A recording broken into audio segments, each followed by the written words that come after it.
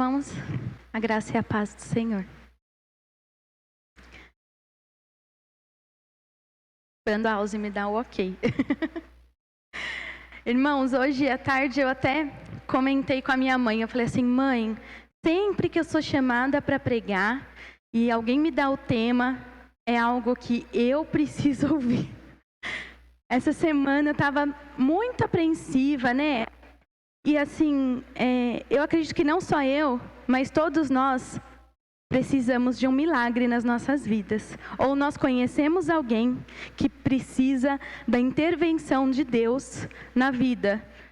E aí, Alze falou, aí com esse tema, né? A fé provoca milagres. Eu falei, nossa, eu precisava mesmo estudar a respeito disso. Então, Deus sempre, né, no nosso dia a dia, está falando conosco. E é esse Deus, né? Esse Deus de milagres que nós servimos, que nós cremos e nós confiamos. E é a respeito de um milagre que nós vamos estar conversando nessa noite. Vamos abrir nossas Bíblias lá em João 9, do 1 ao 12. João 9, do 1 ao 12. Diz assim: Jesus ia caminhando quando viu um homem que tinha nascido cego. Os seus discípulos perguntaram: Mestre, por que esse homem nasceu cego? Foi por causa dos pecados dele ou por causa dos pecados dos pais dele? Jesus respondeu: Ele é cego. Ele é cego sim, mas não por causa dos pecados dele, nem por causa dos pecados dos pais dele. É cego para que o poder de Deus se mostre nele. Precisamos trabalhar enquanto é dia, para fazer as obras daquele que me enviou, pois está chegando a noite, quando ninguém pode trabalhar. Enquanto estou no mundo, eu sou a luz do mundo. Depois de dizer isso, Jesus cuspiu no chão, fez um pouco de lama com a saliva, passou a lama nos olhos do cego e disse: Vá lavar o rosto no tanque de Siloé. Este nome quer dizer, aquele que foi enviado. O cego foi, lavou o rosto e voltou vendo. Os seus vizinhos e as pessoas que costumavam vê-lo pedindo esmola perguntaram: Não é esse o homem que ficava sentado pedindo esmola? É, diziam alguns. Não, não é, mas é parecido com ele, afirmavam outros. Porém ele dizia: Sou eu mesmo.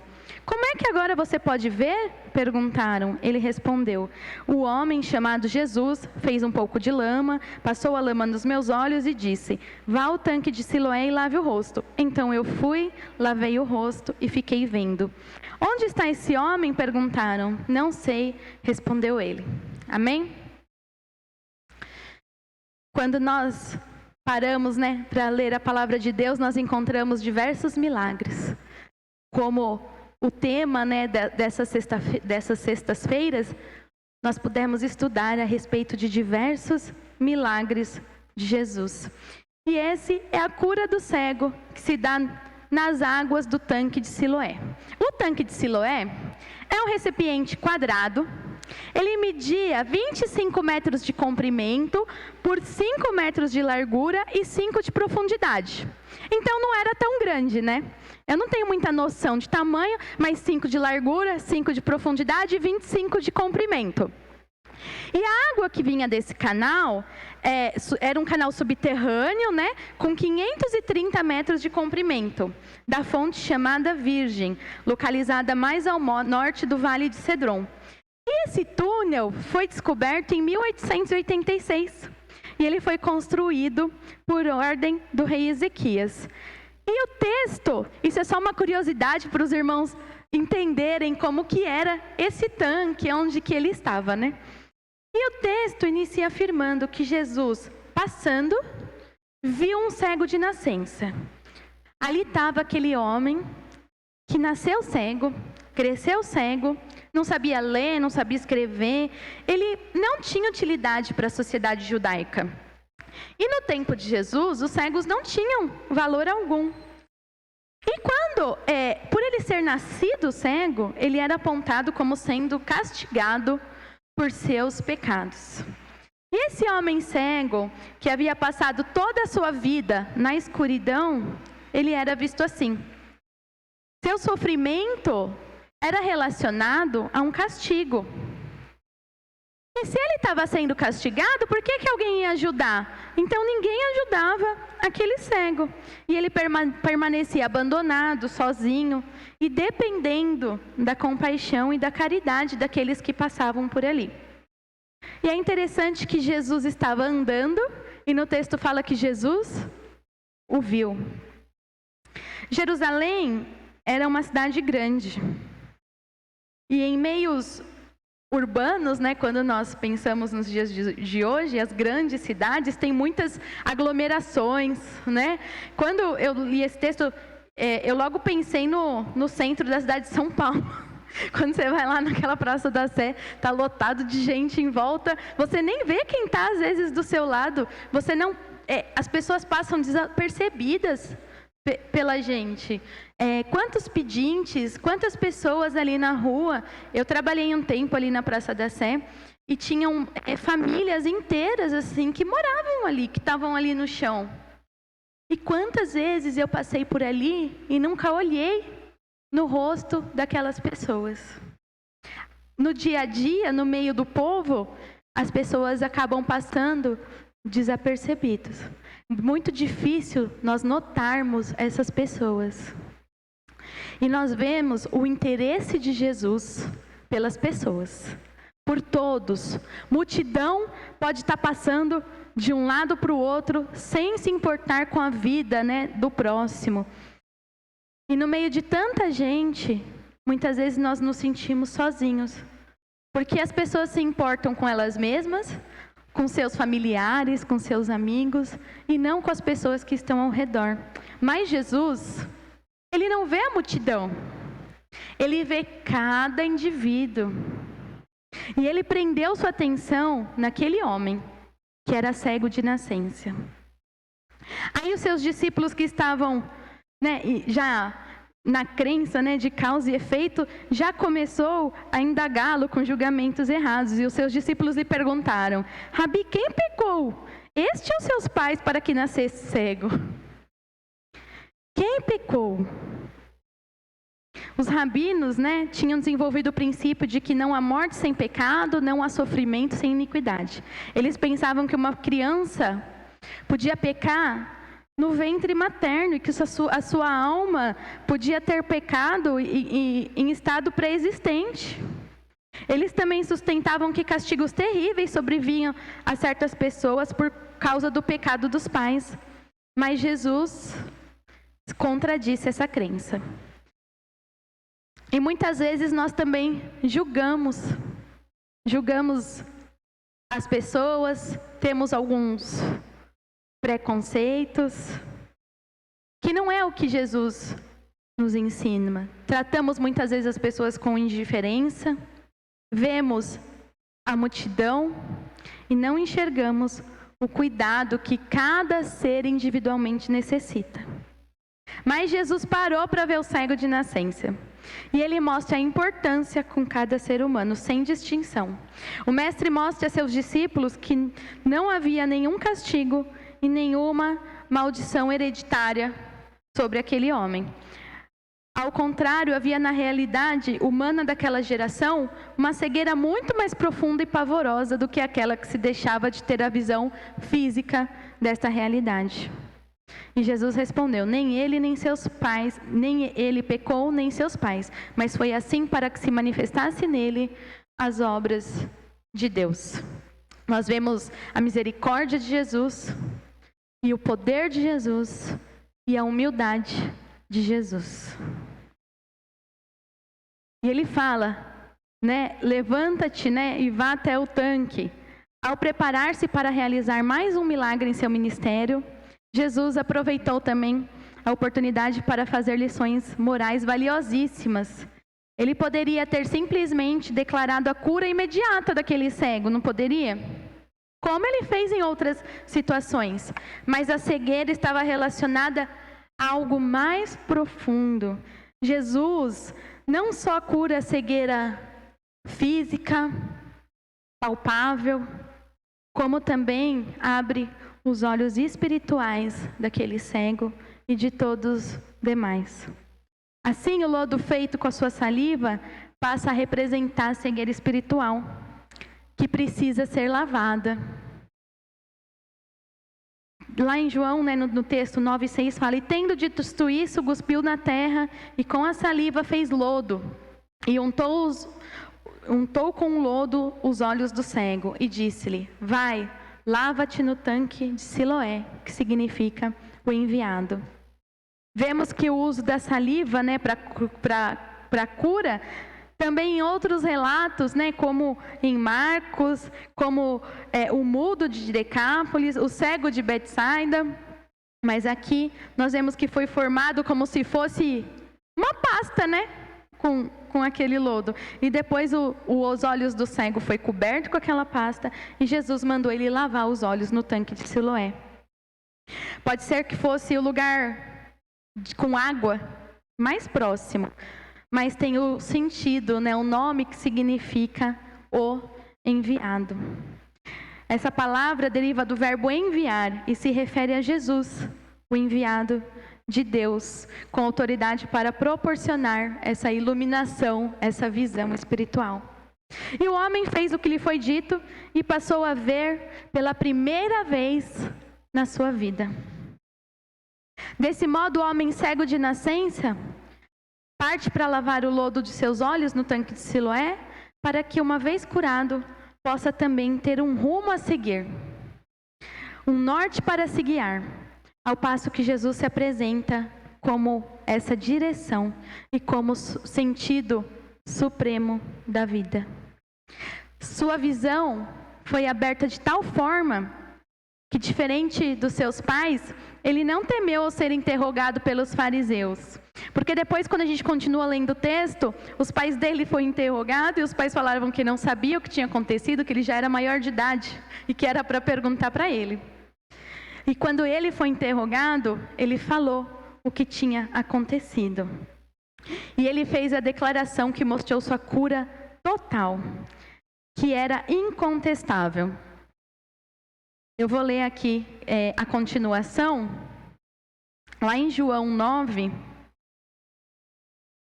no 35, fala assim que ele foi expulso, né, da sinagoga. E aí Jesus foi procurar. E aí Jesus fez uma pergunta para ele: você crê no Filho do Homem? Ele respondeu: Senhor, quem é o Filho do Homem para que eu creia nele? E Jesus disse: você já ouviu, e ele que está falando com você. E ele respondeu: eu creio, Senhor, disse o homem, e se ajoelhou diante dele. Então nós vemos que ele teve uma cura por completo. E Jesus estava vendo tudo aquilo, né, que tinha acontecido, que tinha expulsado ele do templo. Jesus se preocupou novamente com a vida dele. Jesus se preocupa com a nossa vida por inteiro. Ele nos traz a cura por completo, não somente a cura física, mas a cura espiritual. E aqui fala, né, que aquele homem creu em Jesus. E nós precisamos ver e enxergar o sentido espiritual dos fatos. Algo que os olhos humanos não conseguem ver. Devemos pedir para que Deus remova todo o lodo que nos impede de ver o seu propósito. Jesus veio para que nós possamos ver. Muitos, infelizmente, estão perdidos, estão nas trevas, estão cegos. Muito embora os olhos funcionem muito bem, mas estão cegos espiritualmente. E no meio desse milagre, né, no versículo 4, Jesus também fala, né, fala que Jesus é a luz do mundo e fala assim: nós precisamos realizar as obras. Quem precisa? Todos nós. Nós temos que ser luz no mundo, assim como Jesus foi. Nós temos que ser discípulos de Jesus e levar essa luz para outras pessoas. Nós precisamos ver reconhecer as obras do nosso Deus. E qual foi o propósito, né, dessa cegueira? O propósito da cegueira daquele homem era uma obra divina, né, que pudesse ser feita nele, para que fosse revelada a glória de Deus. Muitas vezes nós não entendemos o porquê nós estamos passando por alguma coisa, mas nós sabemos que as nossas vidas estão nas mãos do Senhor e nada foge do controle de suas mãos. Então, assim como aquele cego, nós temos que pedir para Deus tirar a nossa cegueira espiritual para que nós possamos ver os planos de Deus para as nossas vidas. Os fariseus, como eu li, expulsaram aquele homem da sinagoga. E Jesus foi atrás dele. E naquele momento, ele aceitou Jesus. Jesus fez a obra completa na vida daquele homem. Assim como Jesus fez a obra completa nas nossas vidas. Não é meia obra, é a obra completa. Jesus quer sim trabalhar nas nossas vidas. Jesus quer que nós possamos nos entregar a Ele e que nós possamos crer que Ele pode todas as coisas. Jesus fez a obra completa na vida daquele homem que creu em Jesus e está fazendo também nas nossas vidas. E eu acredito que a pergunta que Jesus fez para aquele cego é a pergunta que Ele faz hoje para nós. Você crê no Filho do Homem? A fé provoca milagres. E tudo que pedirdes em oração e crerdes, recebereis. Amém? Bom, vamos estar agora orando, pedindo para que nós possamos ser luz aonde nós estivermos e que nós possamos ser instrumentos nas mãos do Senhor e possamos crer com fé que o nosso Deus pode todas as coisas. Para aquele homem era impossível ele voltar a ver. Ele já devia estar, como que eu vou falar? Conformado. Ele tinha nascido cego. Ele não tinha, acho que, mais esperanças. Mas para o nosso Deus, nós não temos que nos conformar. Nosso Deus é o Deus que pode todas as coisas. Amém? Vamos nos colocar em pé então para estar orando.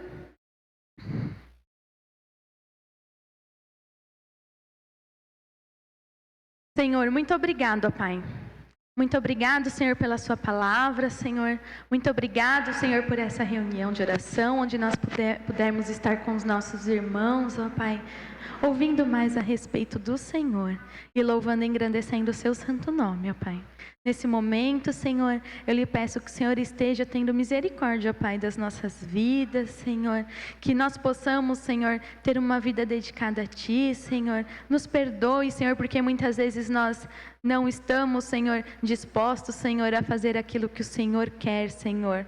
Senhor, eu lhe peço que o Senhor esteja, Senhor, agindo nos nossos corações, nas nossas mentes, Senhor, e nos transformando, Senhor. Tire, Senhor, todo o lodo, Senhor, das nossas vidas, que nós possamos enxergar aquilo que o Senhor tem para nós, ó Pai. E que nós possamos ter essa visão espiritual, Senhor, de todas as coisas, Senhor, as coisas do Senhor, ó Pai. Lhe peço que o Senhor esteja abençoando essa igreja, Senhor, abençoando todos os ministérios, Senhor, que nós possamos ser luz aqui, onde o Senhor nos enviar, ó Pai, em nome de Jesus, Senhor. E nós queremos ver, Senhor, proclamar, Senhor, os seus milagres, Senhor. Nós cremos num Deus Todo-Poderoso, nós cremos num Deus de milagres que continua agindo em meio ao seu povo, ó Pai. Lhe peço, Senhor, por todos os pedidos, Senhor, que estão também aqui na salva, Senhor, todos os pedidos da torre de oração, Senhor. O Senhor conhece, Senhor, o milagre que cada um necessita, ó Pai. Nós às vezes não sabemos, mas o Senhor sabe, ó Pai. Nós colocamos tudo diante de Ti e cremos que o Senhor vai operar um milagre na vida de cada um aqui nessa noite, ó Pai, pelo poder do Seu Santo Espírito, ó Pai. Muitas vezes, Senhor, nós não sabemos como pedir, mas o Espírito Santo do Senhor Senhor intercede por nós, Senhor. Muito obrigado por isso, ó Pai. Muito obrigado por tudo, Senhor. Nós temos o coração grato porque o Senhor nos resgatou, Senhor, porque o Senhor nos escolheu, Senhor, porque o Senhor faz a obra por completo nas nossas vidas, ó Pai. Em nome de Jesus. Amém. Recebei a